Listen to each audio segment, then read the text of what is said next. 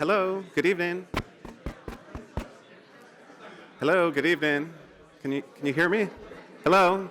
Good evening, folks. Good evening. I'm David Skarbeck. I'm a professor of political science and political economy. I'm also the director of the Center for Philosophy, Politics, and Economics, and I'm delighted to warmly welcome you to tonight's Janus Forum lecture. The Janus Forum brings together people who are high-level academics and intellectuals, but who approach questions from different perspectives and different disciplines, and we bring these people into conversation on pressing social issues. Tonight's topic is regulation in big tech. Does innovation imperil? And given the dominance of companies like Google and Amazon and so many others, Apple more recently has been in the news, I think this raises a series of important and timely serious concerns. Some of the questions that jump to my mind are, what does economics tell us about the practical hopes and threats of technological advance? What is the proper role of the government in regulating large companies in this context? Is the future of big tech competitive? Can it be made to be so? And how should we weigh trade-offs related to economic innovation and the concerns of antitrust harms? So these and many other questions are relevant to tonight's discussion. What strikes me about the topic of regulation in big tech is that it's not simple questions with simple answers. And it's not simple questions with a simple technological fix. These are complex questions. They're multifaceted and they're multidimensional ones. And to me, that means that a single analytical lens is insufficient to fully see and trace and understand these multidimensional problems. Instead, the PPE Center has a mission to advance the analysis of these problems through complementary but adjacent lens, different ways of looking at the same questions and problems to hopefully get a fuller understanding and a better response to these pressing problems. Tonight's speakers are experts at doing just that. They draw from a deep expertise on politics, economics, management, law, and history. And in doing so, they often pursue diverging lines of argumentation and reasoning, and sometimes reach different conclusions. The format of our event tonight is quite straightforward. Each speaker will have 20 to 25 minutes to present prepared remarks. And then for the remaining 40 minutes, we'll open it up for a broader conversation. So I encourage you to ask questions, challenge premises, rebut arguments, bring evidence, engage with the scholarly arguments that are advanced tonight. I'll begin by introducing our second speaker, Professor Richard Langlois. He's a professor of economics at the University of Connecticut. He's published widely in leading academic outlets in economics, in management, and on history. His book, The Dynamics of Industrial Capitalism, received the 2006 Schumpeter Prize from the International Joseph A. Schumpeter Society. His most recent book is The Corporation in the 20th Century. It's a major piece of scholarship published by Princeton University Press that's been named a Foreign Affairs Best Book and has been reviewed widely and highly in outlets like the Wall Street Journal and the Financial Times. To get us started is our first speaker, Professor Tim Wu. He's a professor at Columbia Law School who's likewise published in leading academic outlets. He's also had a strong and impactful voice on discussions and debates surrounding antitrust. He coined the term net neutrality in the early 2000s, an idea that continues to remain relevant in political and policy debates today. He's the author of The Curse of Bigness, Antitrust in the New Gilded Age, which was a Washington Post nonfiction bestseller. More recently, in 2021, he was appointed to serve in the White House as Special Assistant to the President for Technology and Competition. He was the architect of the Biden administration's competition and antitrust policy, plans, and strategy system. So please join me in welcoming Professor Tim Wu.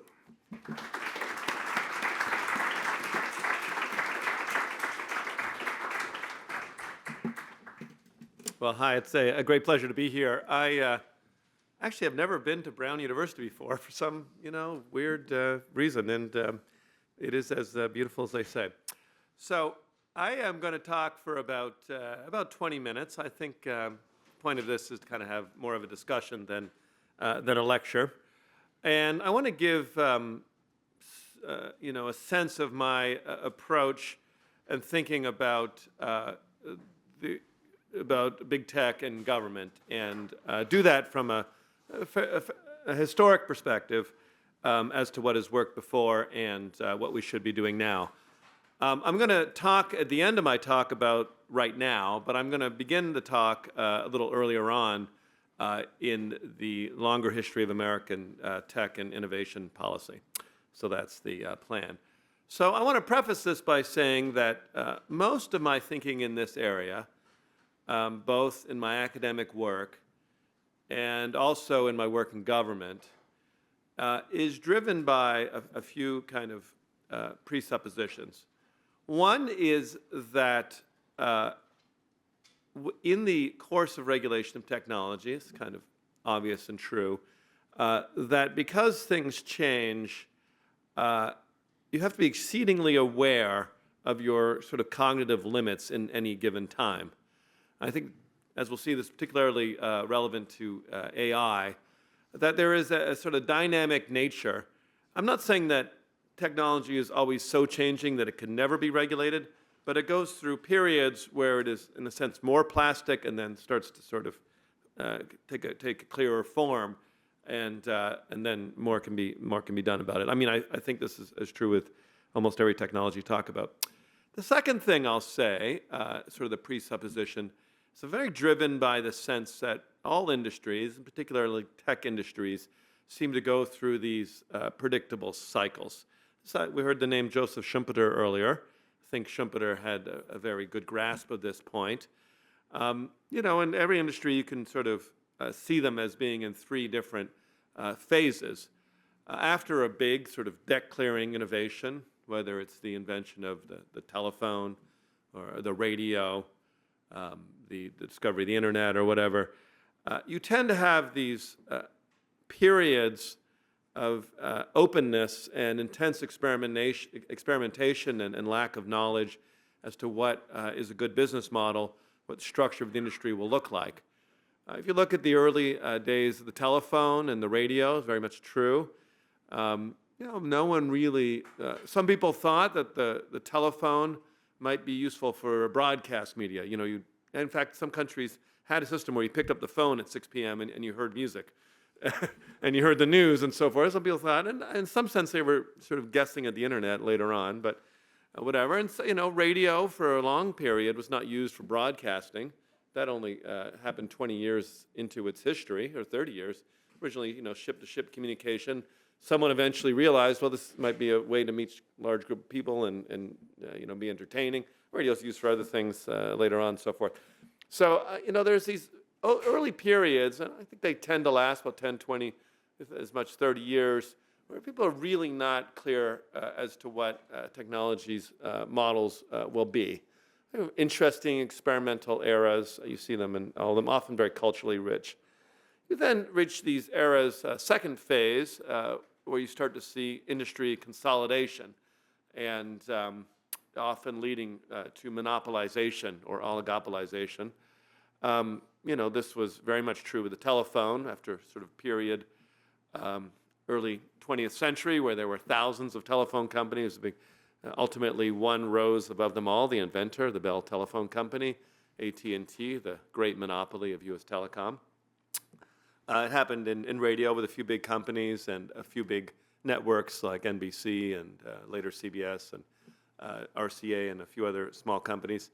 And, in our own times, we've seen this very obviously happen with the internet, this entire kind of cycle where you had, no one knew what this thing was going to be, and then the web you could choose your appliance, and you have this sort of cycle where people figured things out. The advertising business model became dominant, e-commerce through Amazon, whatever you want to say. So, and then you have this third cycle, part of the cycle, third phase, which is a dominant phase. I'd say the second one ends with, I think it starts to end when you have monopolization or consolidation of the industry. Sometimes at that period, you sort of have kind of a golden age, because the companies that grow to sort of take over the rest, in that early stage, they tend to be, good, for want of a better word, efficient, full of talented young people. The founders are often young and idealistic and so forth. But that does usually, and predictably in my view, lead to the third phase, which is stagnation, or sort of stasis. The imagery is mature. The founders start to lose energy and get interested in other projects, maybe sailing, maybe maybe they buy some jumbo jets, buy an island. Who knows what they do? They go off. Maybe they go on and buy social media companies. Another founder we can all relate to. So they get into other stuff. I think the key kind of economic difference is you see a shift of a company's resources away from innovation, successful innovation, and more towards defense of their market position. That may mean major investments in lobbying in Washington, D.C. That may mean efforts to sort of acquire companies in a more defensive rather than sort of offensive metric. You're worried about them. You're worried about people taking you out. I sometimes think the career of any company is not unlike a member of Congress or your average dictator, which is they come to power with a lot of big ideas, want to change things, and for a while things go pretty well, but after a while, been there for a while, the main focus is staying in power. And I think companies get to this later stage where they become very focused on staying in power. And there are a couple exceptions, but I think that I guess someone was asking me the other day, do I have a phrase for it or something? And maybe it's sort of corporate entropy or something like that, like some predictable decay in the institution. So I think you see this, and I think that any kind of government intervention is the only thing I know about or talk about. And I think government needs to be very sensitive to this cycle when it considers its interventions or what it wants to do. Now, I'm going to talk about two particular kind of government interventions. One is structural, the sort of innovation environment and the levels of competition, and second, harm-based government work, which is designed to deal with harms. So on the innovation and structure side, I think it's very important for government to be cognizant and careful to see where in the cycle a company is. But I also think it's important not to wait too long. And in order for this cycle I'm talking about to reboot, I think the government should act and act decisively. And I think it has had a lot of success when it's done so. This is maybe where Richard and I start to disagree. And I want to suggest that by using a few kind of case studies. Arguably, the sample size of tech monopolists is kind of small. But I think the government had a great degree of success with its campaigns to challenge the power and dominance of AT&T, the great telecom monopolist, and IBM, the great mainframe computing and monopolist, through the 70s and 80s. And I kind of want to rewind us back to that time a little bit because I think it holds important lessons for our times. Back in the 1970s, the United States actually faced a number of industries that had grown big and consolidated. We had, as I said, telecom and a computer monopolist, some other very large companies. We were also, in the United States, facing a sense that the United States was losing its edge compared to upstarts like Japan. Japan had invested heavily in a strategy that featured their strategic investments in supercomputing. They had their own telecom company, AT&T. There was also things like Sony and which made electronics, challenged companies like Zenith, car manufacturers like Toyota, and so forth. So there's a sense of a foreign threat, sense of things slipping. AT&T and IBM, the great monopolists. Now, a different kind of policy, sometimes described as national champion policy, would have said, well, what you need to do is we've got to help the American companies win. we need to do everything we can to support them.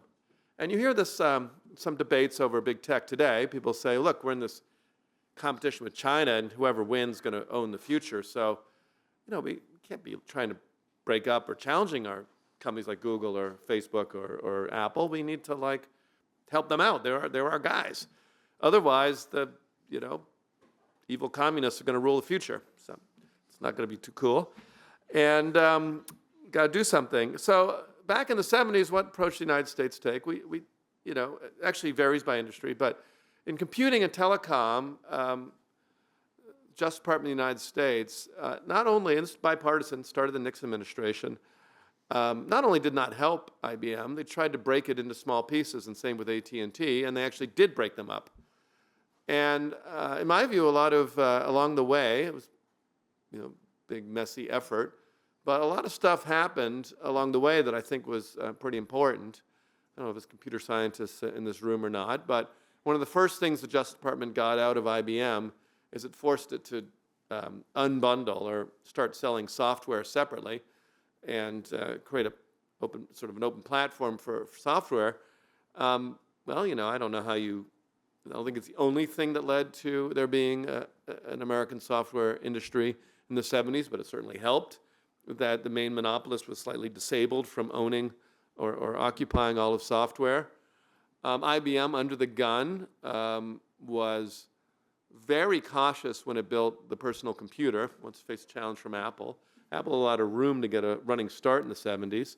Software companies like Microsoft and Sun, which were little pipsqueaks at the time, they got their start. Others, there's a lot more have been forgotten, but it contributed to a very sort of open environment in software. I don't want to say it's the only thing. There are a lot of brilliant people.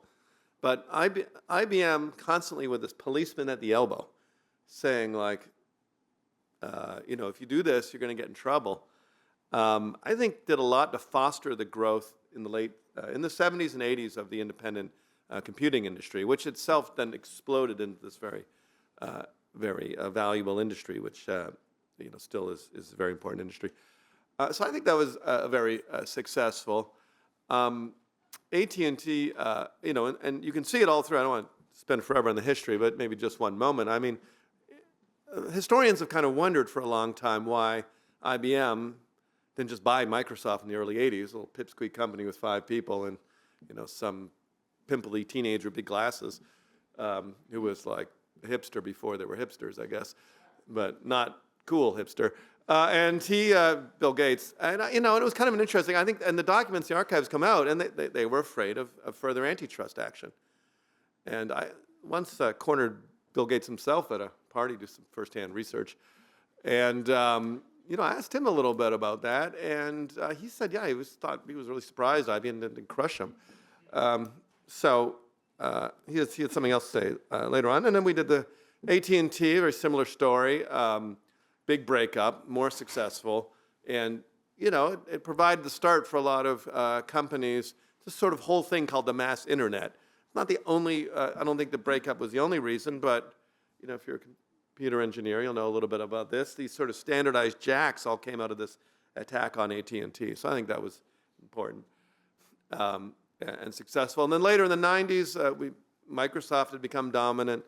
Attacked Microsoft, didn't break up Microsoft, which maybe they should have, but they kind of pushed them in. And in that same Bill Gates interview, and I realize that it's anecdotal, but he did say it was a big setback for them. They had kind of a business model where they set up the platform and then, copied the most successful companies on the platform, and, they'd done that several times. And he said it knocked them down a few pegs and got them into philanthropy, which probably was a good thing.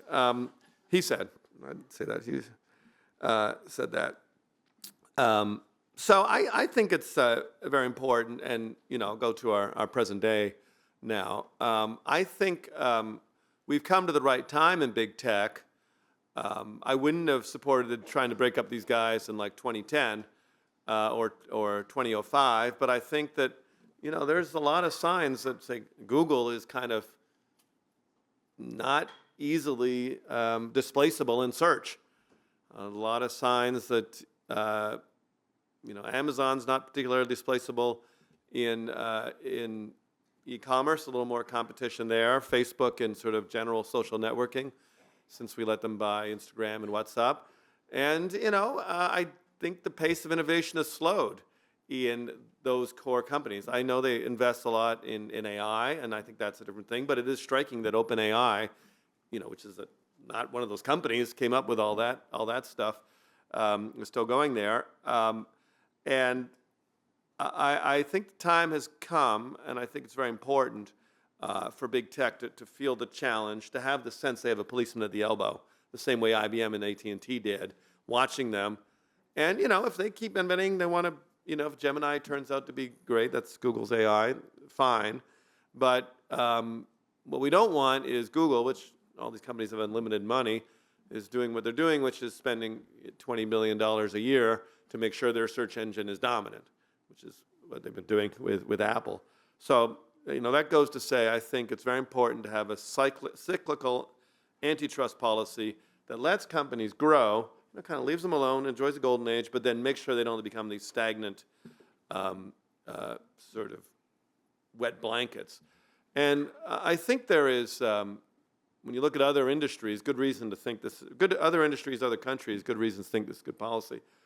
Other countries, very advanced, full of smart people, Japan, all over Europe, Western Europe, have been much more reluctant to break up their dominant firms. Think a country like Japan. In the 70s, Japan was roaring, all kinds of great stuff going on. But they never really took on AT&T. They did some minor stuff around the edges. That's their version of AT&T. NEC, they invested hard in a couple things. And Japan has really stagnated technologically. And I think, if I were in charge of Japanese antitrust authority, I'd say you got to break these guys up and start get the clock turning again or something like that. What's the next Sony? In Japan, the next Sony is always Sony, or the next, it's the same companies. They hope they'll get better. So luckily we're not in Japan, because I probably would have offended them with those comments. But Europe is the same thing. Better in Scandinavia, but I think Western Europe's been a little prone to defend its telecom monopolists and so forth. So I also think domestically you can see a contrast. So, you have these policies, very aggressive against AT&T and IBM, which were telecom and tech. There were other tech industries in the 60s. Two that come to mind are aerospace and automobiles. So in aerospace, we took almost the opposite approach. We said, all right, we've got, these crown jewels like Boeing. Like, what a great company. They're the best. And so, and they're going to be our champion. They need to fight off Airbus. Airbus is actually more decentralized than Boeing. And so, okay, they want to buy McConnell Douglas 1997. Sure, let them. Why don't we let them merge to an American, just one American company? So we've had one, U.S. company making airplanes for 30 years. And, at the risk of stating the obvious, it's not going so well. At the risk of stating the obvious, look at airplanes now versus the 60s versus computers now versus the 60s. They look the same. Their biggest thing is they've made the seats a little smaller. Imagine if that was okay and they fly a little more efficient, but give me a break. Look at what's happened in computing and telecom versus aerospace. They were all tech industries in the 60s. The big difference is we were hard and did a lot of breakups in tech and kept people's nose, keep their feet to the fire. I don't know. I don't have alternative history. If we'd broken up Boeing in the 90s, it would have been different. I don't know for sure, but maybe they would have come up with different kind of planes or something, or I don't know. Automotive, sort of a similar story, at a bit of a curse of bigness. GM in the 50s, everyone thought was the most amazing, efficient company everywhere, and we kind of stuck with them. Eventually it was total outsider, and Tesla that started to challenge the American model. And now my concern would be that the most innovative models are overseas, and that's been true for a long time. So I said I wouldn't go. Can I have 3 more minutes? Or I'm at 1953, so I feel I'm okay. Another kind of related question is, that's my innovation policy. Regulation of harms is the other side of American action, and I guess I'll short form it and say that I kind of am in with John Stuart Mill that government action should follow evidence of harm. And I guess this is really a conversation about artificial intelligence. And my thinking in this area is we should act, and in fact failed to act when it came to privacy about 20 years ago. It was already obvious that, or maybe 15, that living carte blanche to scoop up everybody's data and program little things that, you know, bring out the worst in you was not necessarily going to be so great. I think that was like obvious, and we should have acted earlier to control the collection of data, like 10 or 15. Have completely failed to do that. And the problem with failing to do that, and the real problem with harmful business models, is once they become lucrative enough, they become extraordinarily hard to displace. Because, you know, how much is made from digital advertising right now? Maybe $100 billion, maybe more. So it's like $100 billion to not pass privacy laws, and the consequence, at least in this country, is nothing ever happens. And not much happens in Europe either, despite a lot of bluster and big talk. So I think that's a problem. So with AI, just to, in my concluding remarks, what should government do about AI? So that leads me to the idea that, you know, it would be a mistake, and I think the Europeans have made a mistake, to sort of try to regulate potential unknown harms that could be risks.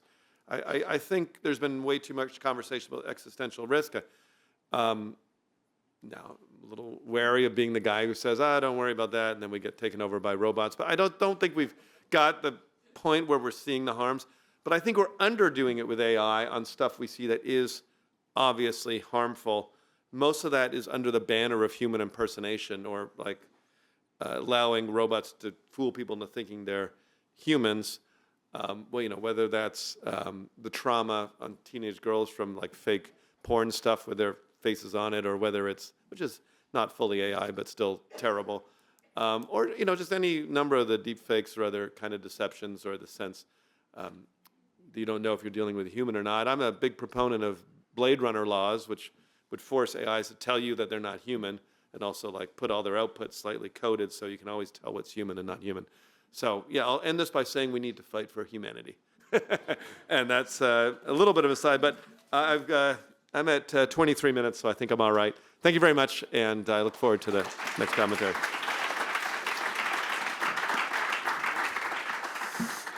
Thank you so much for those remarks, and now I welcome Professor Langlois as well.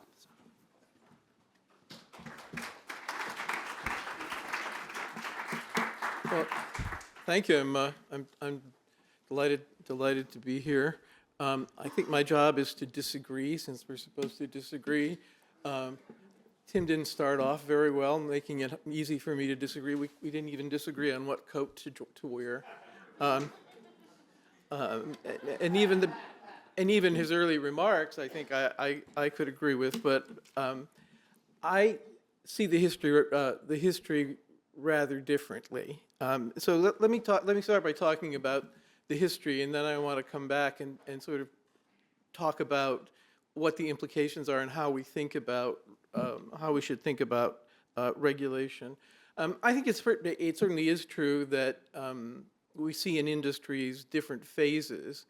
I don't like the idea of cycles. I think it's much too mechanistic. I believe with Alfred Marshall that an industry or industries are like the trees of the forest. And he made the analogy. There's some big trees, there's some small trees, and it's really an ecology, and we see movement all the time. In fact, and what I want to argue is that what history suggests to me is that, and indeed in these specific cases, in fact, that what was really moving things along, and I should make sure what my timing is, what was moving things along was not the policeman at the elbow of antitrust, but it was in fact dynamic competition. And dynamic competition is always there, and it's always, and if we don't get in its way and try to stop it, sometimes unintentionally, that is the best, dynamic competition is the best policeman. And I think, as a sort of general idea, and I think Tim sort of started out a little bit this way, although it didn't, I think, end up this way, is that we need to have what I think of as a certain amount of epistemic humility That is, we don't really know, even now, what's going to happen. Regulation, and especially very hands-on regulation of industry, requires a tremendous amount of knowledge. It requires that we understand the world, that we have a detailed theory of the world, that we can predict the world in some ways better than industry can predict the future, and I think we simply can't do that.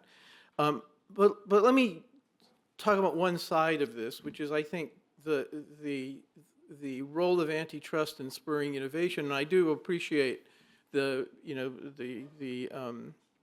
focus on innovation, because I think that's where it ought to be.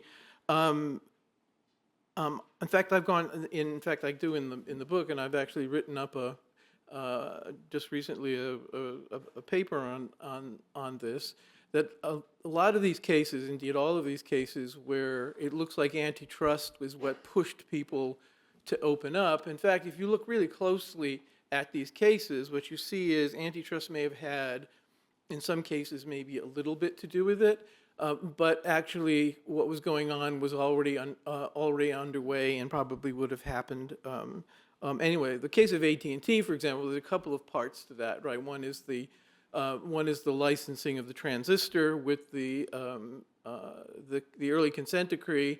In fact, if you study this case carefully, you see that AT&T never wanted to have exclusive patent rights on the transistor for a lot of internal reasons, among them that Bell Labs wasn't funded by patents. It was funded out of the rate base, for one thing. So they didn't care. In fact, they wanted more development of the transistor so they could take advantage of it. And I think taking the breakup of AT&T as a victory of antitrust, I think misses the point that AT&T was a regulated industry. That was Theodore Vail's business model back in the early century, is how to compete was to get regulated by the government, and so the breakup. And we can talk more about this if you want later. The breakup of AT&T was really a matter of deregulation, not a matter of antitrust. In fact, the lead attorney for AT&T famously said that for us, antitrust and regulation are two sides of the same coin. Case of IBM, and let me put this in the context of national champions, and I agree with this, right? If you were looking from outside of the United States and you saw the massive success of the seven most valuable companies in the world, the only one that isn't an American high-tech company is the Saudi Arabian oil company, right? There's something like $15 billion worth of value compared to, say, $15 trillion worth of value compared to, say, 700 billion in all of Europe, right? So if you're in Europe, or even indeed if you're in China, or if you're in a lot of places, you're saying, how do we do that? How do we get that? And the United States, as I think Tim quite correctly says, is the United States has always had an industrial policy of beating up on its national champions. This was certainly true of IBM. The people who've studied this industry have, it goes way before. It goes back into the 1930s with the punch card tying decision, and the consent decree in 1954 broke up this tying, and it made IBM sell printing presses for little pieces of cardboard. But it also was exactly what Tom Watson Jr. wanted to do anyway, and it was already planned to get into the computer business, anyway. Unbundling. IBM originally bundled when it created the IBM 360 series. Why did it create that? It created it because there was a problem of software, and they realized that productivity of software was not anything like the productivity of hardware.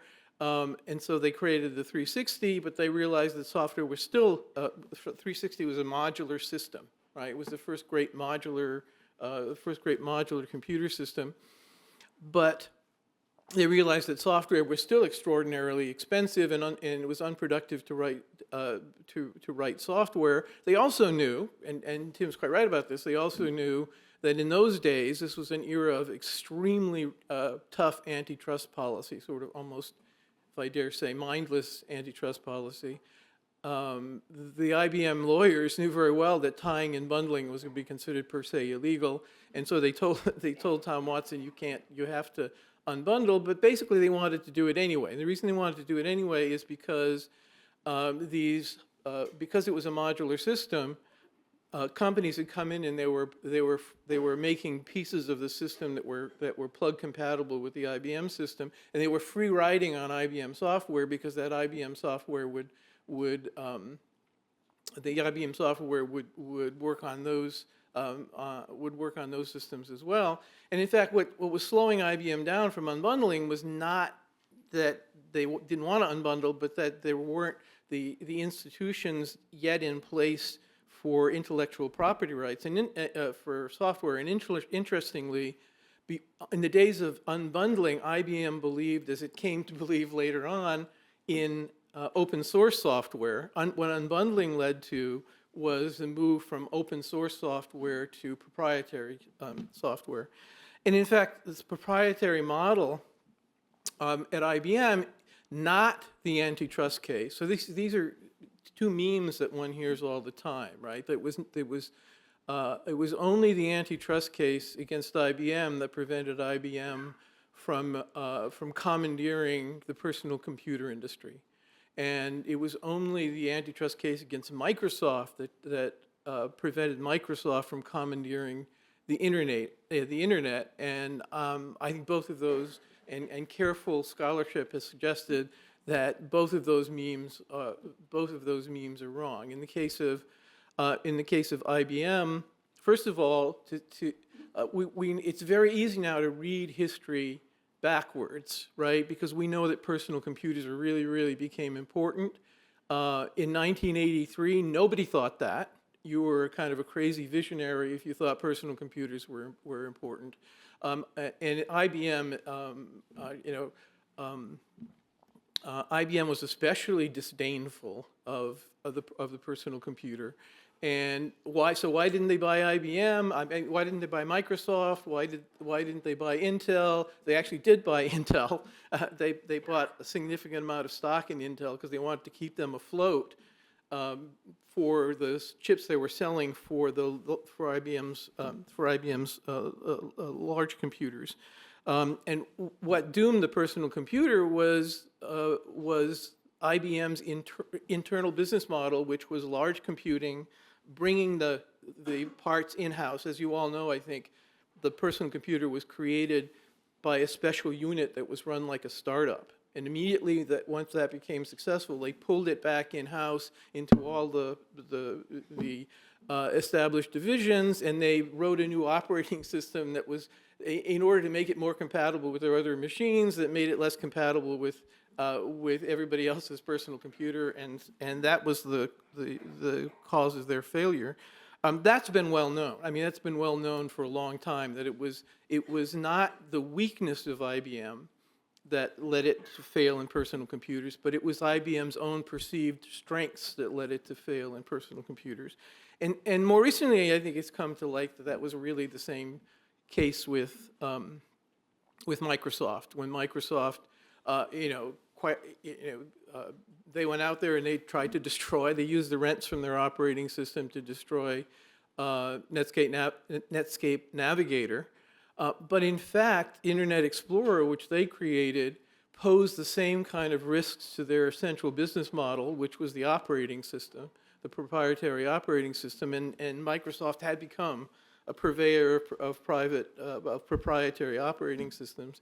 A fully functioning, really open source and aggressive Internet Explorer would have diminished the value of the operating system in much the same way that Netscape Navigator did. So they ran it as a complement to the operating system. They didn't run it as a full-fledged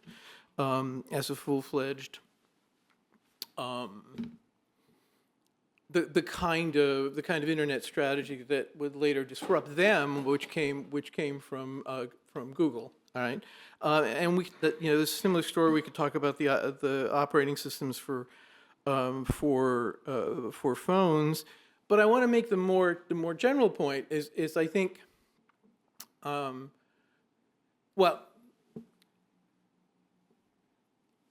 I have made the point that I think the role of antitrust, the policeman at the elbow, was probably less valuable in these cases than you might think, right? Than the memes out there tell us. But the other side of it is antitrust might be a good cop, but it can also be a bad cop, right? And I talk about some of these in the book. I mean, one in general, the story I tell is that because antitrust policy does not understand and did not understand, well, it did for a while. We'll come back to that. It did not in the post-war years understand the role of complex contracting between independent firms, which often looks like, to people who haven't thought very hard about it, as Ronald Coase kept saying, when somebody sees something they don't understand, they assume it must be monopoly. And since we have epistemic humility, there's a lot of things we don't understand. We assume everything is monopoly. And Coase's argument is we should actually go in and look and see what this complex contracting might be there for. And if you look at complex contracting between independent firms as being monopolistic and anti-competitive practices, and you forbid it, what you create is an incentive for people to bring everything in-house. Right? And that was certainly true. That was true, for example, with IBM, with another part of the story that I don't really have time to talk about, these consent decrees.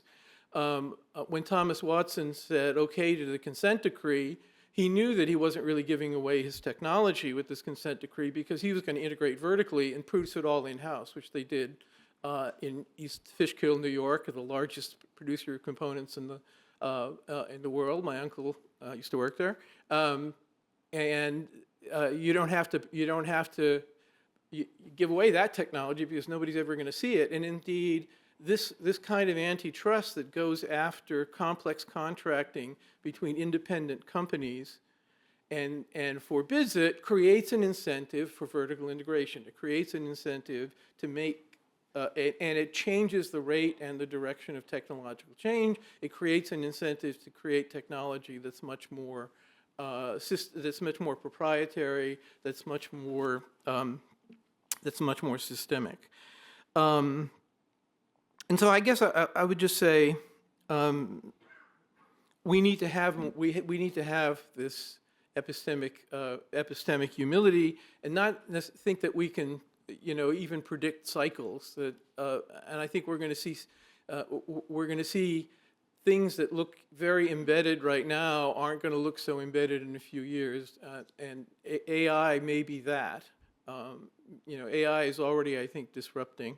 And you've got all these big companies out there, but they all have, in some ways, rather similar capabilities. And capabilities is something if I had more time, I'd love to talk about, that have, in many ways, generic capabilities that they are really very competitive with one another. If one of them fails, somebody else can pick it up. But I think there's still things out there that can be disruptive, right? And this is true in a lot of unregulated industries. A lot of industries are heavily regulated, but even aircraft, right?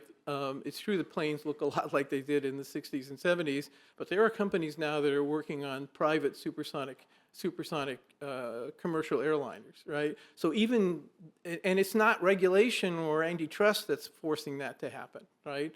If that industry gets disrupted, it's not going to be because of something people were told. And it's true that Japan stagnated, but that is a macro problem. And this is another issue, maybe we could talk about in discussion.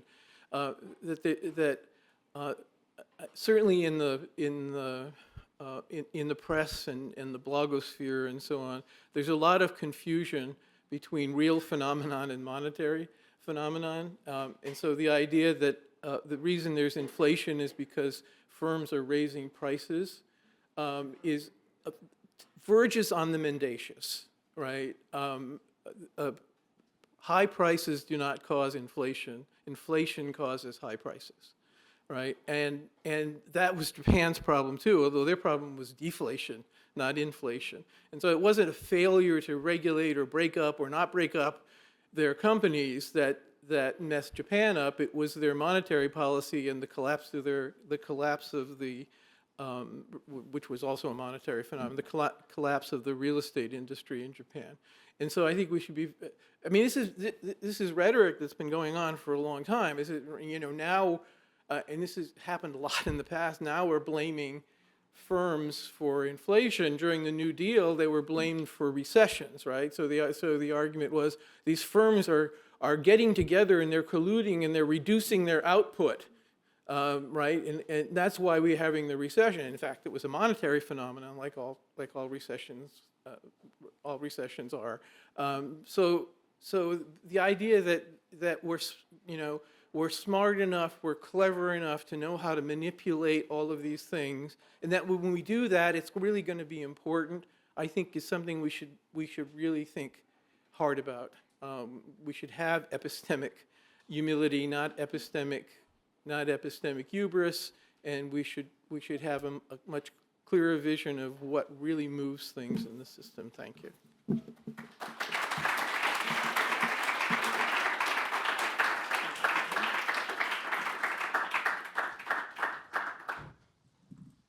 Thank you so much to both of you for your remarks.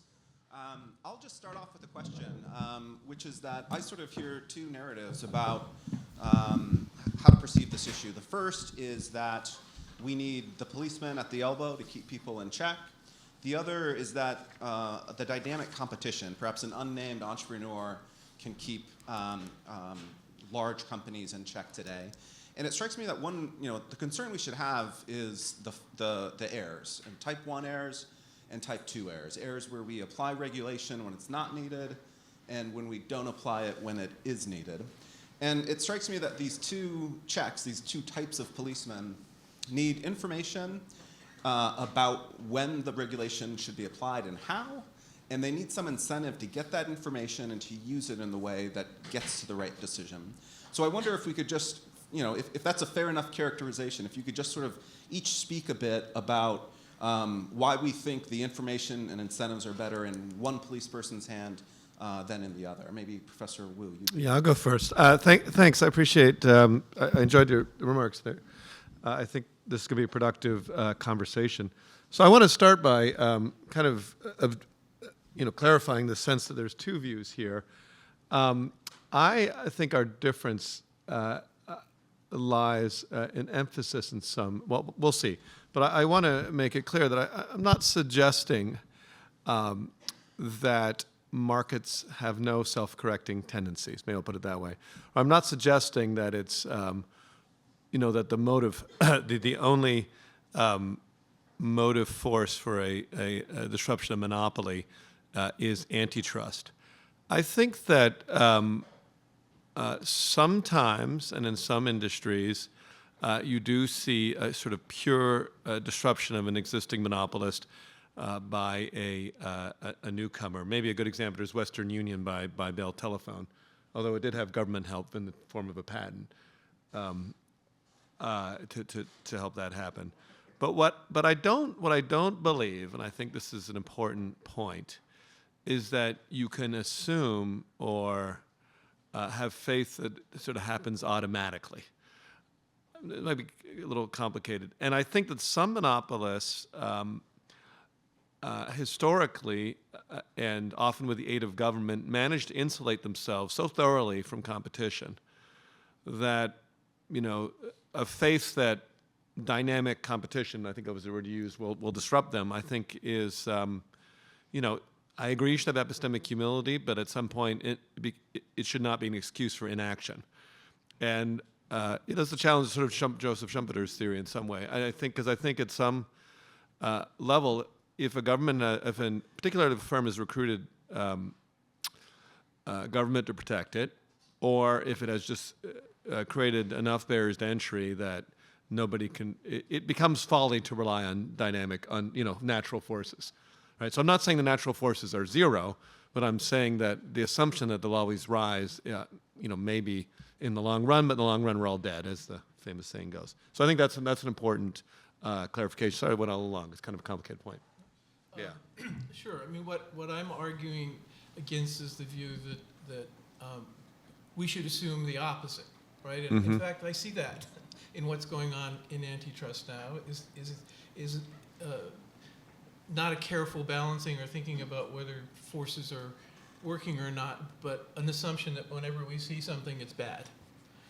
And that was true had been true for a long time in the post-war period, up until maybe the 1970s, and we can talk about all of that.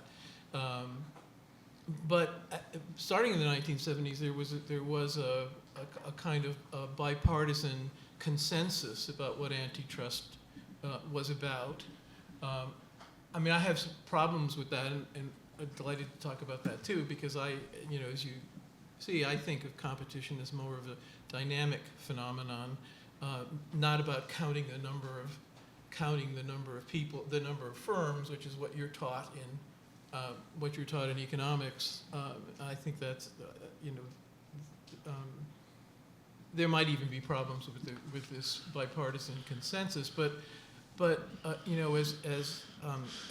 the Hitchhiker's Guide to the Galaxy said of Earth, it was at least mostly harmless. And I think we're moving away now from the mostly harmless regime to one that assumes that everything is bad, that sometimes that things are mostly good, right? Which is not so much self-correcting, but innovative and moving along, rather than thinking that things are mostly bad. Well, let me speak. Can I come back here, or do you want us to? Do a few questions. I'm going to respond to that, just that one thing, because I think it's important. So because it is about the type 1, type 2 errors. We can go to the question. So let me talk about the Biden administration, I think, because I feel like I was close to that and to the decision makers. And some level, we're talking about the current big tech set of cases. I think there was a strong sense that the fear of, sometimes I forget the errors, but the fear of over-enforcement drove antitrust policy very intensely from the late Clinton administration through the Bush administration, Obama, and beginning of Trump. So in some ways, I think we were very self-conscious about the idea that we'd underdone it, that the fear and some of these arguments about, we need to make sure we know things had led us too far in the opposite direction. So I just want to emphasize that that's what we were thinking inside the administration. Yes. Okay. It occurs to me, Professor, you made the statement that the number of historical tech monopolists is small. It occurs to me that as an empirical proposition, that's catastrophically incorrect. Mm-hmm. Off the top of my head, I can think of America Online, Intel, EMC, VMware, RSA, Sun, and I could go on. If I thought about it, I could list you 50, right, of people who had a dominant market share, above 50% in some cases, 70% or so. And you'll notice that of these companies, of the ones I just named, the thing they all have in common is they no longer have dominant market share. Mm-hmm. So my question for both of you is, how do you think about the role and structure of capital markets in preventing industry domination and promoting innovation? And in particular, is the reason we might be especially concerned about big tech the influence of Sarbox in the fact that it makes it harder for certain companies to go, to exit via an IPO as opposed to a strategic acquisition on the part of Facebook, Google, Amazon, or somebody else. So how do you think about capital markets as a replacement or a complement to antitrust? Do you want to go first? You want me to go first? Well, I think you're right about Sarbanes-Oxley, but I think things were moving in that direction anyway, because people learned the lesson of the first .com bust, that IPOs may not be a good way to go. In fact, this idea of buying up smaller competitors goes way back. Naomi Lamro, who for many years taught here at Brown, has written about how in the early century that in many sectors firms didn't do R&D. They literally outsourced their R&D. It was kind of, as Jonathan Barnett calls it, a perpetual auction, where people are coming up with ideas and for complementary parts of the system, and those get bought up. And I think people, the VCs now are much more conscious of retaining control for longer, because again, epistemological humility, they can watch things a lot better. They have much better control over what's going on, and they can steer things much better than an IPO. You have to disclose all kinds of things that they don't really want to disclose right away. And I will admit private equity is an alternative to an IPO for after you grow too big for the VCs. Yeah, so I guess I'll say, I think when I said that it's the small number of tech, what I meant is the sample size of completed antitrust cases against tech monopolists is, relatively small. Let's say 10 or something, maybe 10 or so.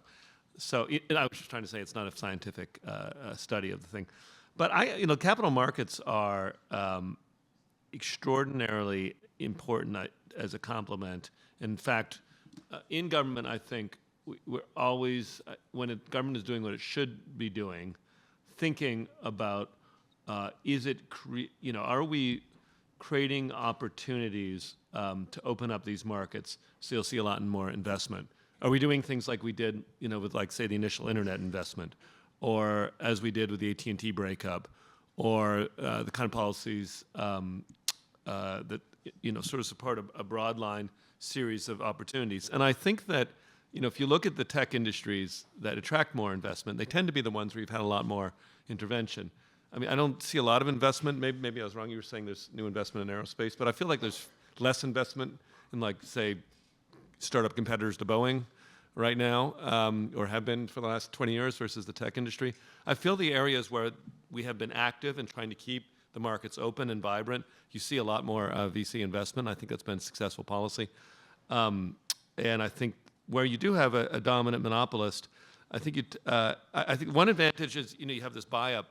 You have the acquisition model as a means of stirring investment. I think there's something to that, but I think that can get out of whack as well. And if it's only acquisition and no IPO, no IPO or no other forms, or it doesn't have to be an IPO to have a return on investment, that it can get out of balance, I guess. So anyway, it's just an important thing that I think you constantly have to have your eye on the question of what kind of investment opportunities you're creating, because I do, despite I think I'm supposed to be the more pro-government person here, and I am, but I wouldn't, underestimate the ultimately that it is private forces, I think, that really grow in a market. Obviously, I'm not a person who believes we should have government monopolies building things.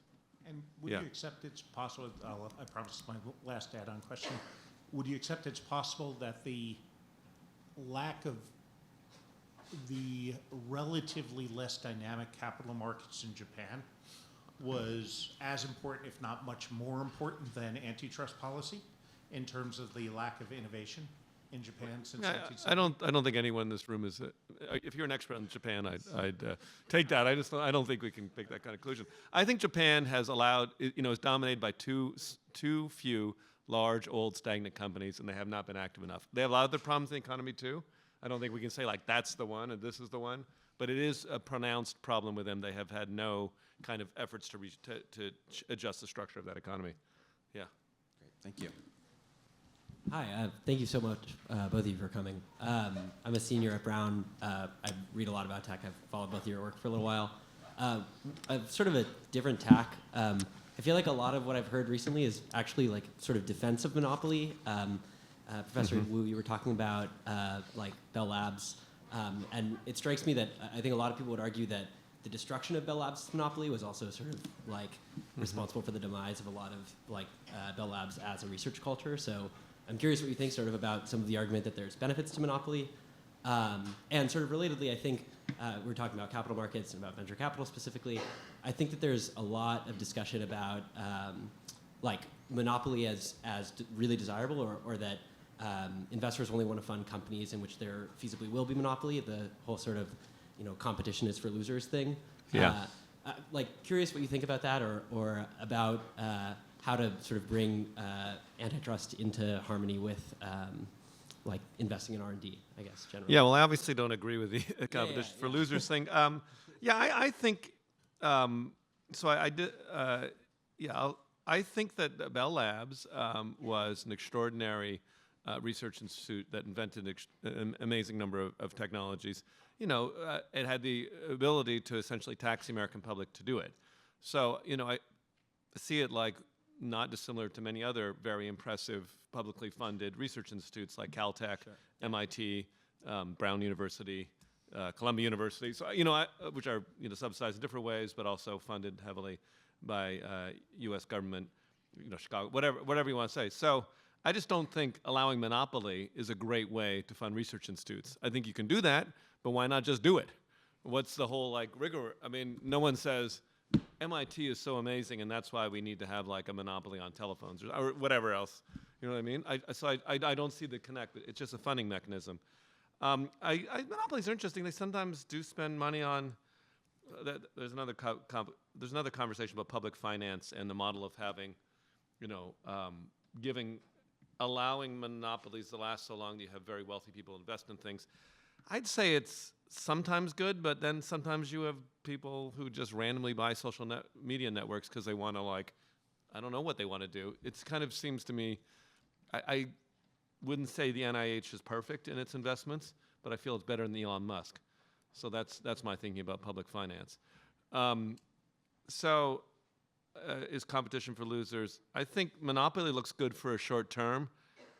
I think big companies are kind of impressive. They command a lot of attention. But I think in the long run, you were talking about the forest. I think ecosystems outperform companies. And I think that one tree can get too big, and it can be really impressive and can, frankly, spend a lot of money on talking about how impressive it is.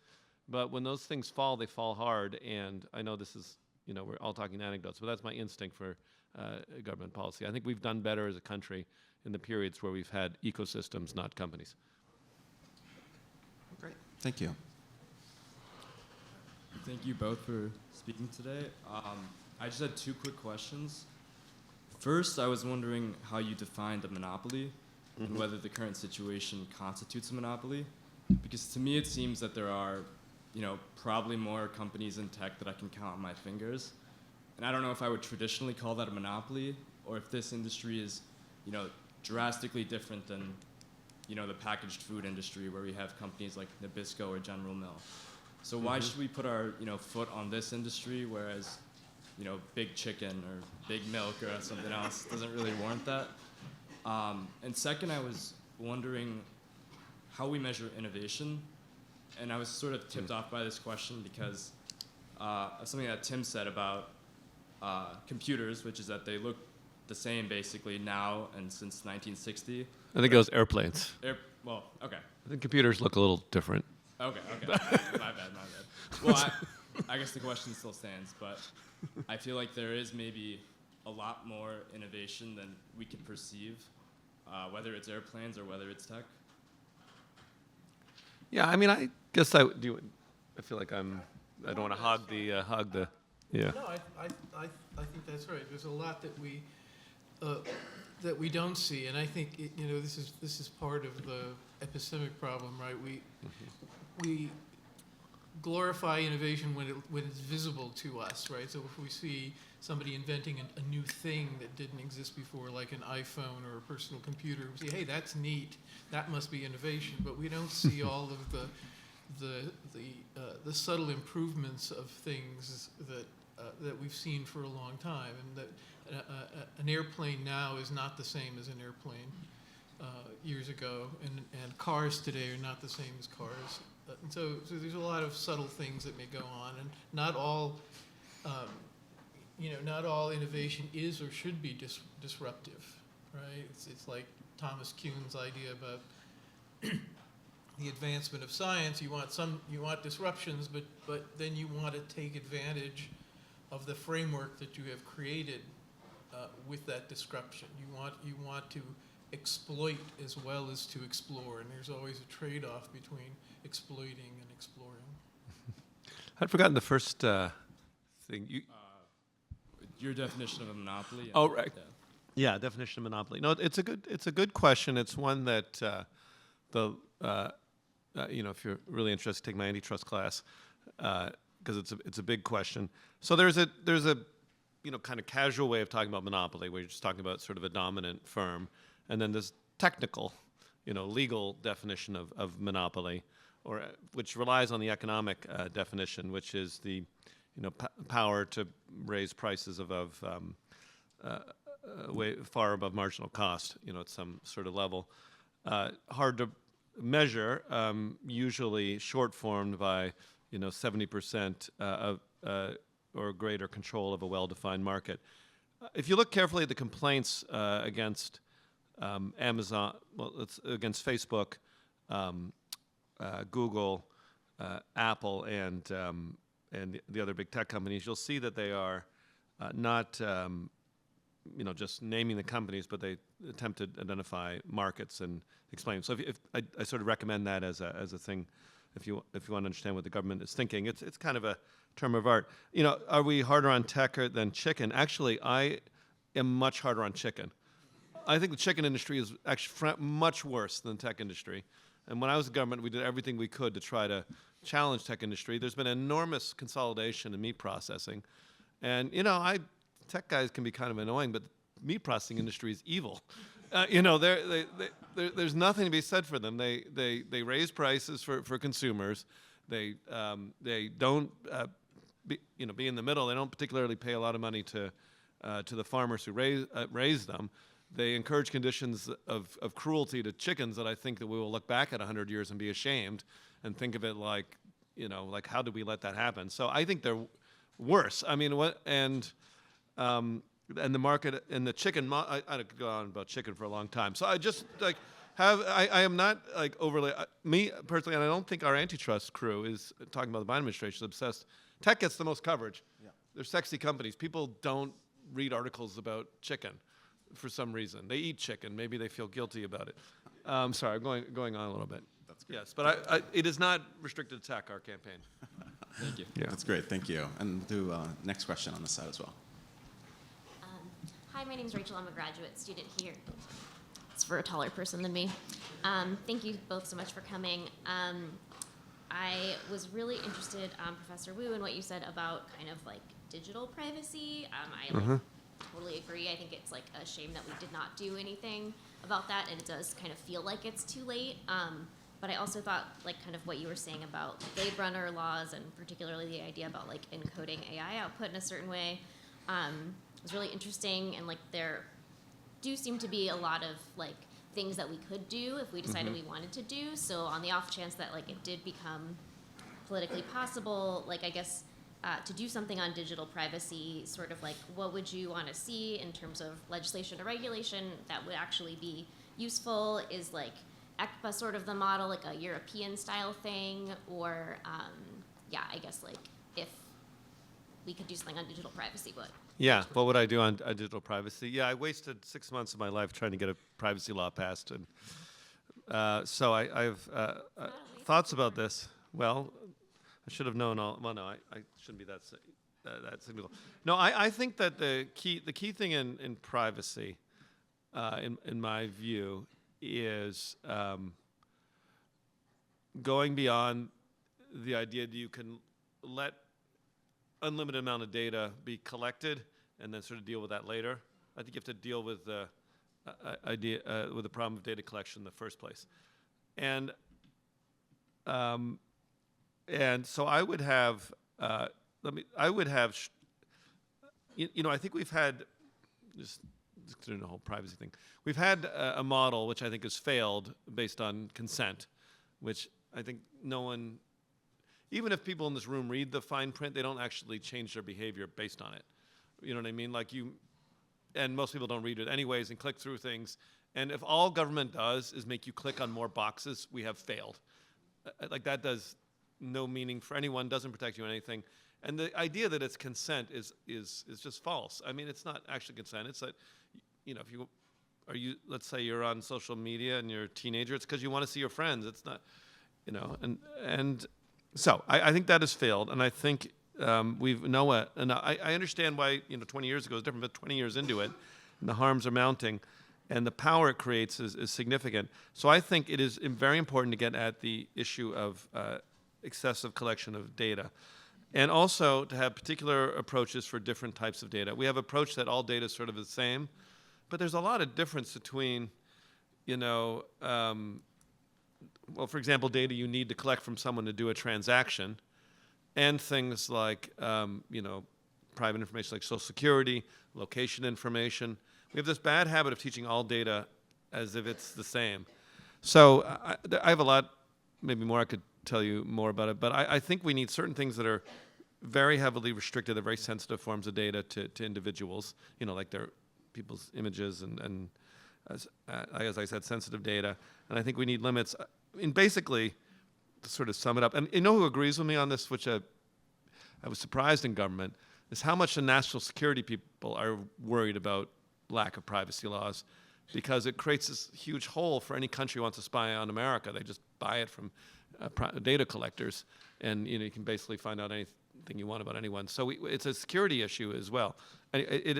Sorry, we've turned into a different conversation, but I feel strong about stuff. That's great. Thank you. Yes, next question, please. Hi. Thank you both so much for this talk. It was super insightful. One thing that particularly stood out to me was, I think, Professor Wu's comment on not believing in government intervention unless there is evidence of harm. Yeah. So I've got two slightly different questions, I guess, for the two of you. So for Professor Wu, my question would be, do you think there needs to be, this is slightly hypothetical, but does there always need to be evidence of harm? Or is it possible that just by virtue of, quote unquote, being too big or something, the interests of a company, the interests of an industry might stray away from those that we would require for, or that would be aligned with the consumer, humanity, question mark. And for Professor Lingua, my question would be, is there any evidence that would convince you that intervention would be required? Because Could you say that again? Is there any evidence of harm that would convince you, or like what would be some potential evidence of harm? I think he believes in the murder laws. No, but I'm just kidding. Yeah. Yeah, Can you ask? I'm sorry. No, is that good enough? Yeah. Actually, I agreed with a lot of what Tim was saying about a lot of this stuff. I mean, I'm a skeptic about antitrust, but I do think that the government has a role in thinking about property rights. I mean, because that's what governments are for. And so the idea of what do I own, what do I not own, what are harms and what are not harms, I think is something worth talking about and worth discussing. And I'm not sure that I know the answer. I teach a course now for honors students called Rights and Harms, and we think about these issues. What is a harm? Not all things that harm people imply that you should have a right. For example, free speech might harm somebody, but that doesn't mean that you should have a right. So these are complicated things. These are complicated things to think about. I mean, if you mean, do I ever see any harms in antitrust? I think there's sort of lots of periods I think of stagnation where it takes entrepreneurs a while to catch up with what's going on, and people are going to earn rents. People are going to earn rents for a while. The question is, what's the best thing to do about that? Are we going to make it better or make it worse if we screw around with it? Because every person's profit is somebody else. Everybody's rent is somebody else's profit opportunity, right? So if I'm earning a rent, if you can figure out how to get that, that's your profit opportunity. Great. Professor Wu? Sure. Can you repeat? I think I missed. I know you're interested in my statement that the harm principle should motivate government action, but I missed the second part of it. Would you agree with the idea that some companies or some industries could grow too big for the sake of being big, and like in some cases we might not even need some specific evidence of harm? Oh, I to see. build them Yes. up? Yeah, I see what you're saying. So it's kind of a question that challenges two of my beliefs. So I appreciate that. So I have generally been of the view that government is most effective when it follows the harm principle, which is the idea that you should take action when you have evidence of harm. And I think, believe it or not, even though it seems kind of obvious, it's easy to stray from that. And either have government dealing with things that are very quite hypothetical, or more importantly, not take action when there's significant harms that are showing up. I think a good example of the latter is I feel we're doing a shameful job with some of the online harms of children right now and underinvesting in some of those problems. And it's like the harms are really intense for some of the social media and children sort of things, and I think we do too little.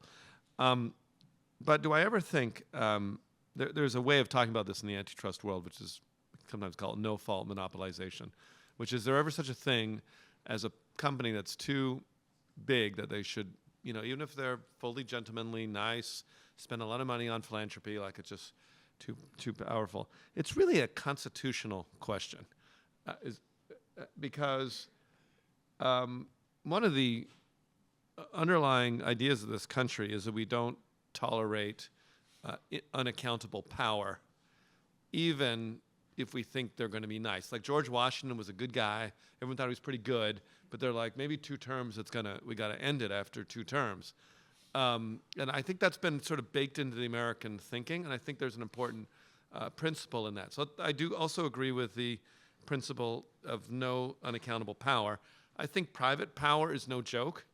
I think if the founders and framers were alive today, they probably would have had in the Constitution, if they're worried about power, some version of limits on private power. We have them created in other ways. And so there is, you've thrown the 2 of my principles against each other. I guess part of me does see these big antitrust campaigns as part of a constitutional mission to prevent fully unaccountable power. And I think some of the platforms have power not unlike that of a small nation state, probably, and I think it is a strong American tradition to be very suspicious of totally unaccountable power. So I guess you've caught me in 2 different thoughts that contradict each other slightly. Sorry. Talia, please. Hi, thank you very much. I had another question, but since you brought up the whole animal agriculture industry, I'm wondering about the unsexy markets. So you're pointing to like the cyclistic cycles that are happening here, and then Professor Langwell pointing out that like this is more of like an ecology, and to claim that it's like mechanistic and can be systematized is maybe a bit false or the wrong way to go.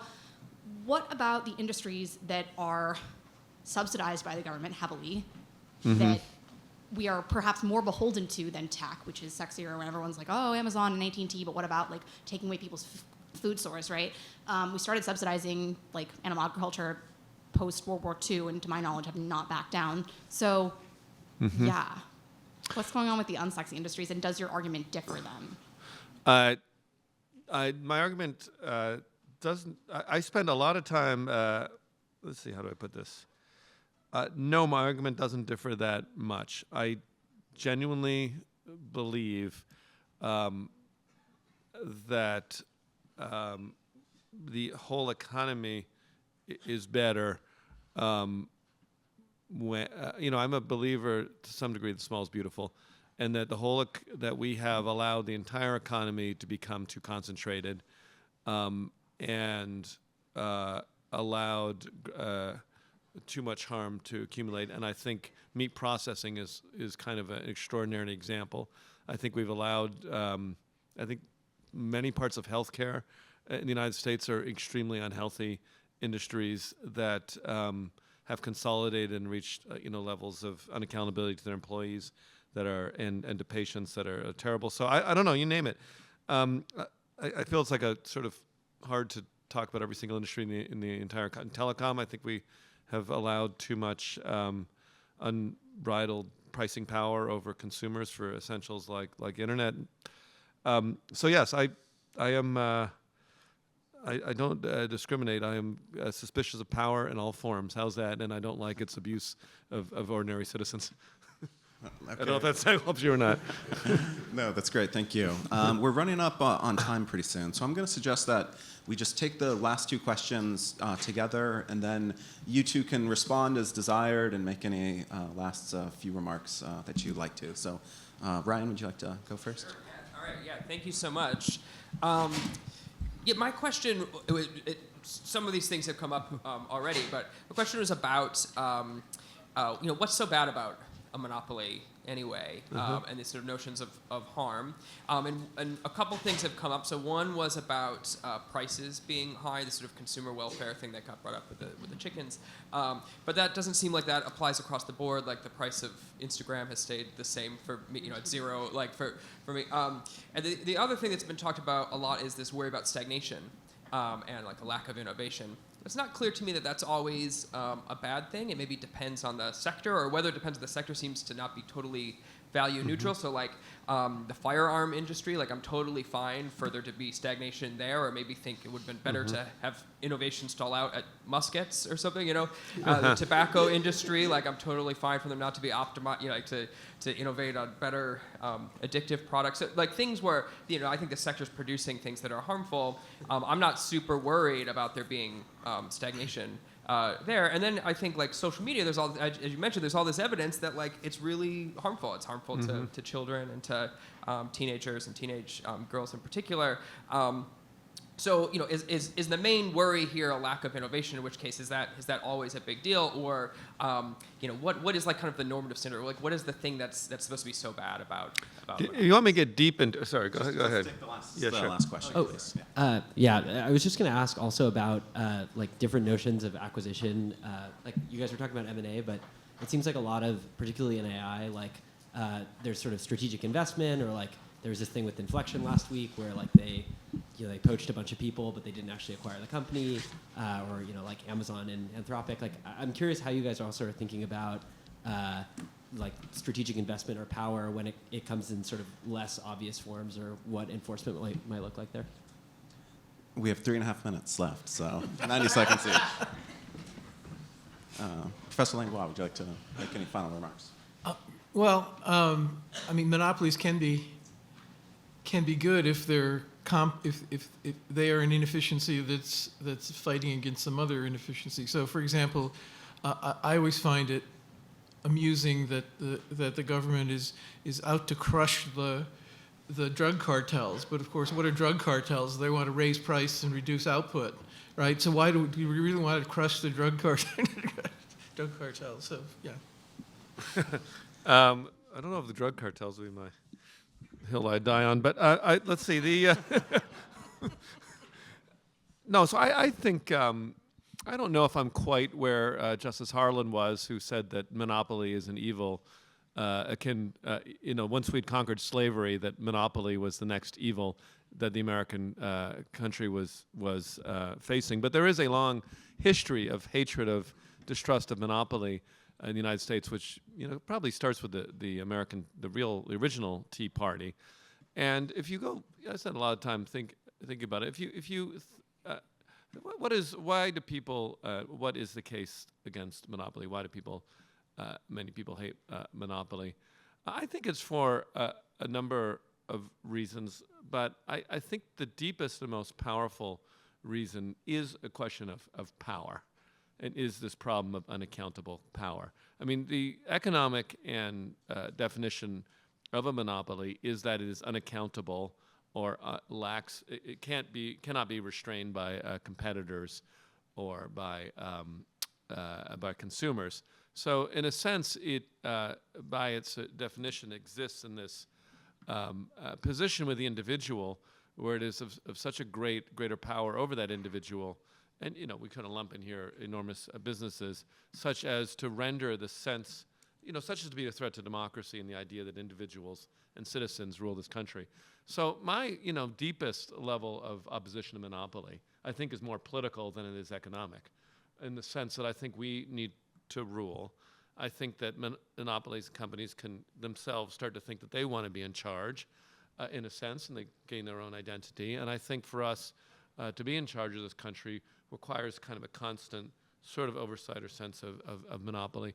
I don't think it's a coincidence that there's a long history of sort of a union between giant monopoly and powerful companies and dictatorships in sort of a fascist command economy. I fear that kind of government, and I think monopoly tends to facilitate it. So my deepest opposition is frankly more political and economic. I don't like the economics either. I think the economic track record of monopoly is terrible, with some like small exceptions when they have just achieved their monopoly. So there you go. Great, thank you. Please join me in thanking the speakers. Yeah.